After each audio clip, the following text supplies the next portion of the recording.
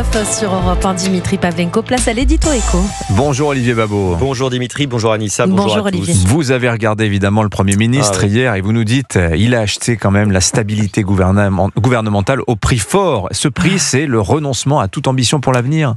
Oui, Dimitri, il semble bien que le gouvernement ait réussi à sauver sa vie. On peut même imaginer que la France finisse par avoir un budget, mais à quel prix? On ira laisser la lucidité sur nos priorités. En suspendant la réforme des retraites, le gouvernement a offert à court terme un apaisement politique, mais au prix d'un désastre économique et symbolique. Pourtant, cette réforme des retraites, elle n'est que suspendue. Il a dit, le Premier ministre, qu'elle reviendrait sur la table. Oui, mais ça pose plusieurs problèmes. On a ouvert la boîte de Pandore en faisant croire que c'est possible, que le réel peut s'incliner devant la volonté. Nous aurons perdu 2 ans, 2 années précieuses, dans un pays où chaque mois, les déséquilibres s'aggravent. Rappelons que le régime est déjà lourdement déficitaire, les retraites, les cotisations ne financent que 2/3 des pensions. Ensuite, ça envoie des signaux catastrophiques à ceux qui nous observent et à ceux qui nous prêtent. Le signal qu'il suffit de crier plus fort pour faire reculer l'État. Le signal d'un pays qui accepte de tout sacrifier pourvu que nous évitions quelques mois de travail supplémentaire. Vous dites que le pays s'enfonce dans le déni. En fait, la retraite, c'est pas un débat, c'est juste un déni. C'est un déni de la réalité démographique, un déni des vrais enjeux. Pendant ce temps, nos voisins travaillent plus, investissent davantage, innovent plus vite.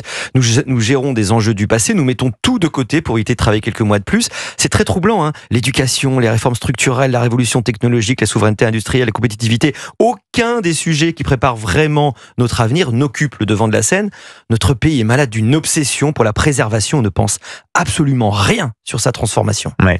Le débat sur les retraites pendant les présidentielles, il pourrait quand même permettre aux Français de trancher démocratiquement le sujet en 2027. Ça, c'est plutôt une bonne nouvelle, non ? Disons que les gens s'exprimeront en 2027, mais auront-ils été vraiment éclairés par la campagne ? Le débat économique en France est si biaisé, si déformé par la démagogie, qui ne garantit absolument pas un choix raisonnable. On aura passé, regardez, 3 ans à expliquer les chiffres, la démographie, les déséquilibres budgétaires, et pourtant, une majorité reste convaincue qu'il est possible de travailler toujours moins et de vivre toujours plus longtemps aux frais des autres. Et cette séquence budgétaire, qu'est-ce qu'elle révèle d'après vous, Olivier ? C'est un renoncement. Le Premier ministre parle de stabilité, mais c'est en réalité la stabilité dans la chute. Le pays s'endort doucement sur ses illusions. Le camp du réalisme recule.